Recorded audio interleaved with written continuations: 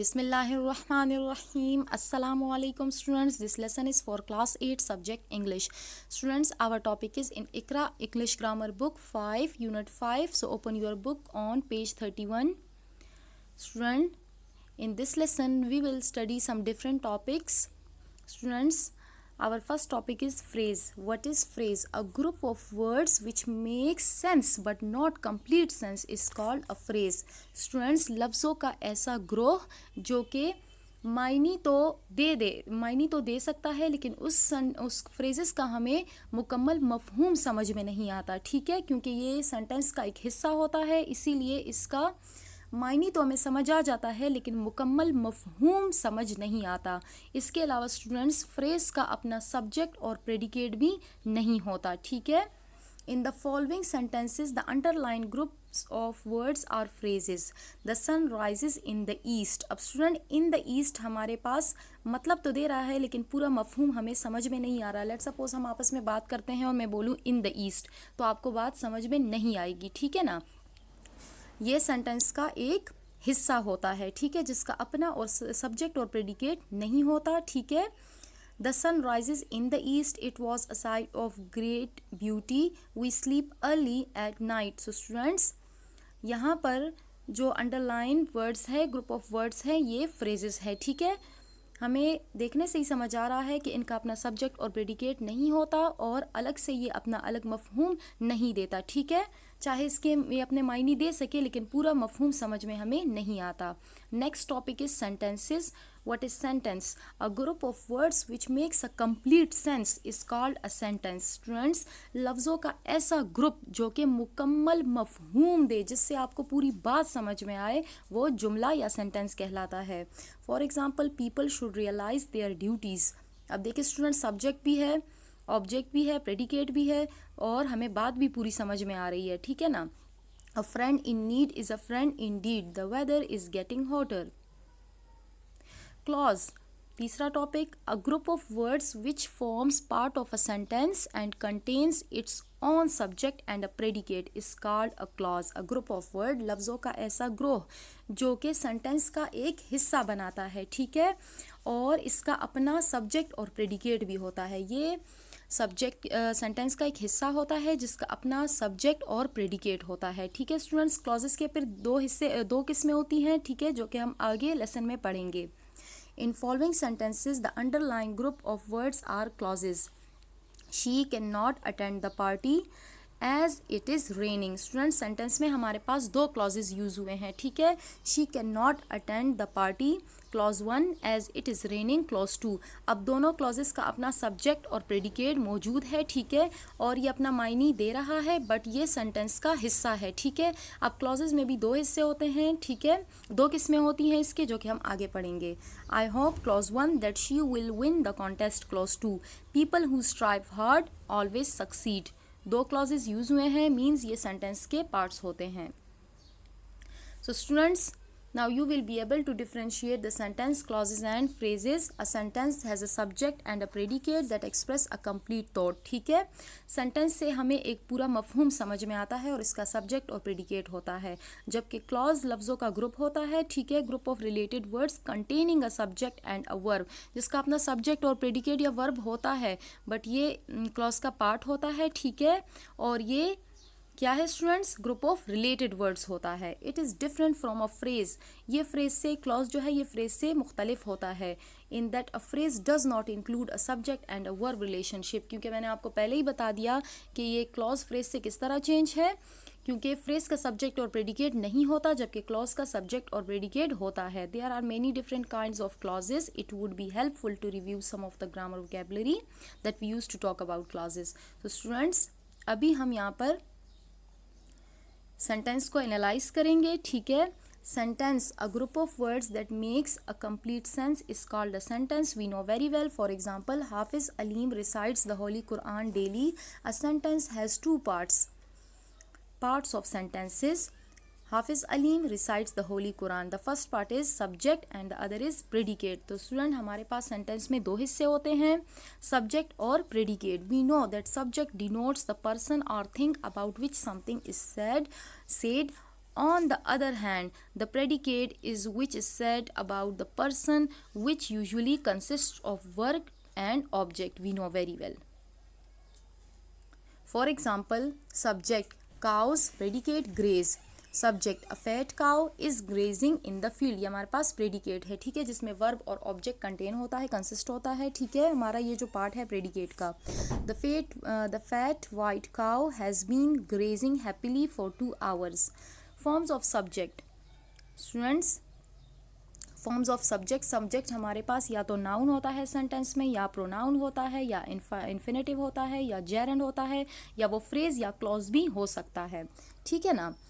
जैसे कि अब यहाँ पे है अ फैट काउ, ठीक है, एंड फर्स्ट में हमारे पास काउ है जो कि एक नाउन है, फिर हमने अ फैट काउ यूज़ किया, द फैट वाइट काउ, ठीक है. Noun Ali works hard, pronoun he works hard. अब ये देखें, ही प्रोनाउन है जो कि एज ए सब्जेक्ट सेंटेंस में यूज़ हुआ है. Infinitive to run, to run. Student, infinitive के बारे में हम पिछले लेसन में पढ़ चुके हैं, ठीक है. The use of to with first form of verb with base form. Gerund.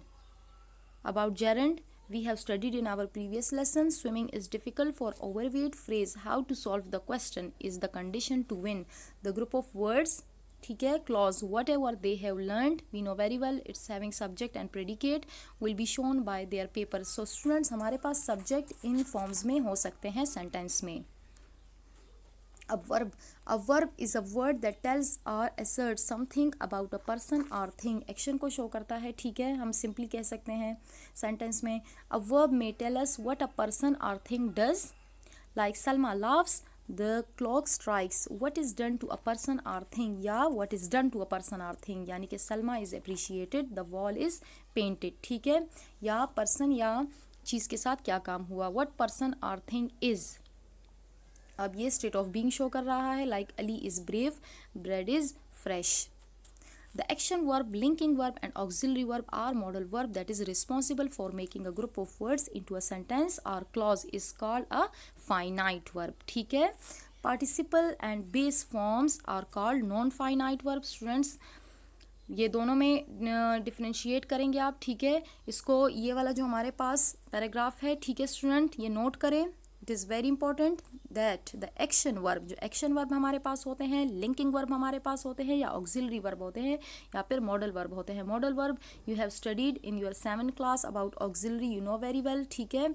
Linking verb and action verb you know very well. अब हमारे पास ये चारों किस्म के जो वर्ब हैं, ये रिस्पॉन्सिबल होते हैं कि ये ग्रुप ऑफ वर्ड बनाए सेंटेंस में, ठीक है, या क्लॉज में. Is called a finite verb, और इनको क्या कहते हैं हम, फाइनाइट वर्ब कहते हैं, ठीक है. What is finite verb? The action verb, linking verb, auxiliary verb and modal verb.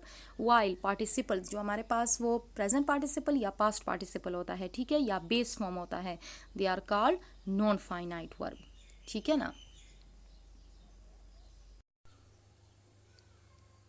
For example, Saroj smiles, sweetly smiles, हमारे पास फाइनाइट वर्ब है. The ship was sinking into the ocean, was finite verb, जबकि sinking present participle है, that's why it is non finite verb. Do not speak louder, do finite verb, जबकि speak हमारे पास non finite verb है, क्योंकि speak base form है, जबकि do action verb है.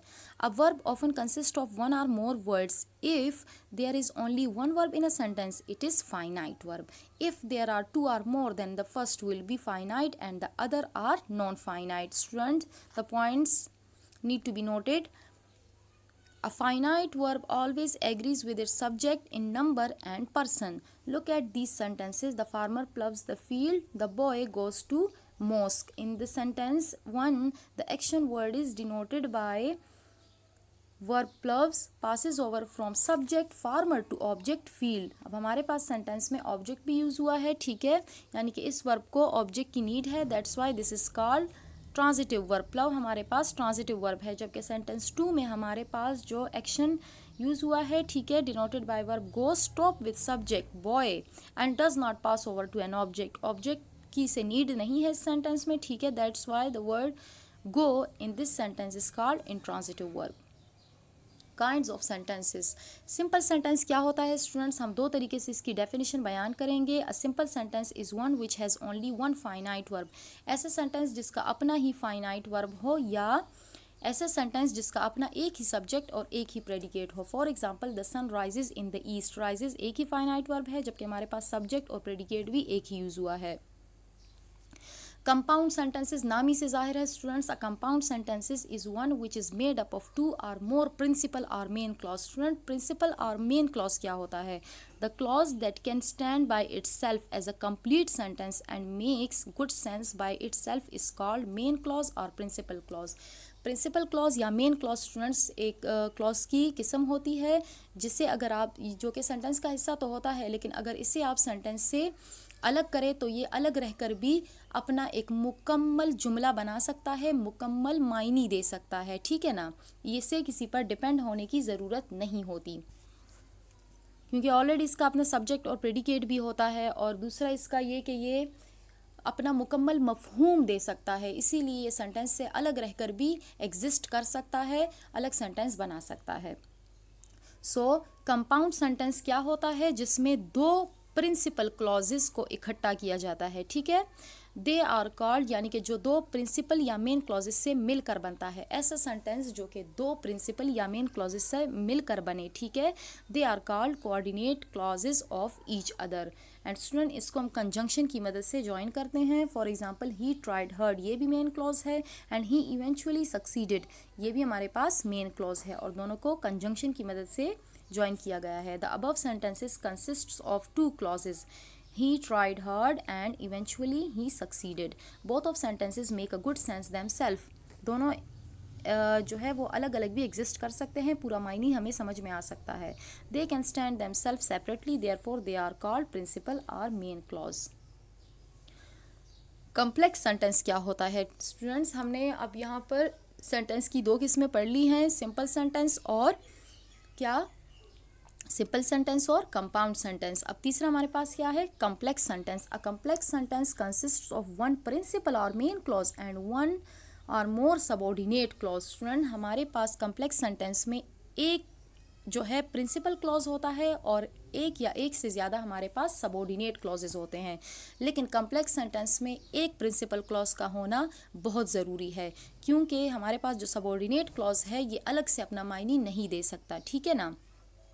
I repeat again, complex sentence जो है वो एक कम अज़ कम एक प्रिंसिपल क्लॉज और एक या एक से ज़्यादा सबऑर्डिनेट क्लॉज पर मुश्तमिल होता है, यानी कि इससे मिलकर बनता है। अब सबऑर्डिनेट क्लॉज क्या है? The clause that can not stand by itself as a complete sentence, ऐसा क्लॉज जो कि सेंटेंस से अलग रहकर अपना मुकम्मल मायनी ना दे सके, and depends on another clause, और इसे मुकम्मल मायनी देने के लिए मेन क्लॉज पर डिपेंड होना पड़े, तो ऐसे जो ताकि अपना मफहूम दे सके, तो ऐसे क्लॉजेस को सबऑर्डिनेट क्लॉज कहते हैं। For example you will succeed if you work hard. अब यू विल सक्सीड हमारे पास क्या है? ये हमारे पास मेन क्लॉज है, और इफ़ यू वर्क हार्ड हमारे पास क्या है? सबऑर्डिनेट क्लॉज है। The above sentences consist of two clauses, you will succeed and if you work hard. Clause 1 you will succeed make a good sense and it can stand itself, it is called principal clause. Student हमारे पास जो clause 1 है ये main clause है, as I told you, क्योंकि ये sentence से अलग रहकर भी अपना अलग सेंटेंस बनाता है और इसका मायने हमें समझ में आता है। जबकि इफ़ यू वर्क हार्ड जो है ये अगर मैं अकेले बोलूँ, ठीक है, सेंटेंस, तो बात समझ में नहीं आएगी, ठीक है ना। तो इसे हम डिपेंडेंट क्लॉज या सबऑर्डिनेट क्लॉज कहते हैं। स्टूडेंट आप इसे इफ़ क्लॉज भी बोल सकते हैं। एक्सरसाइज ए। अब स्टूडेंट हमने क्लॉज की टाइप पढ़ ली हैं, ठीक है। क्लॉजेस के हमारे पास दो काइंड्स हमने इस लेसन में पढ़ी हैं। एक हमने पढ़ा है प्रिंसिपल क्लॉज, दूसरा हमने पढ़ा है सबऑर्डिनेट क्लॉज। इसके अलावा हमने सेंटेंस की काइंड पढ़ी हैं, three kind: simple sentence, compound sentence and complex sentence.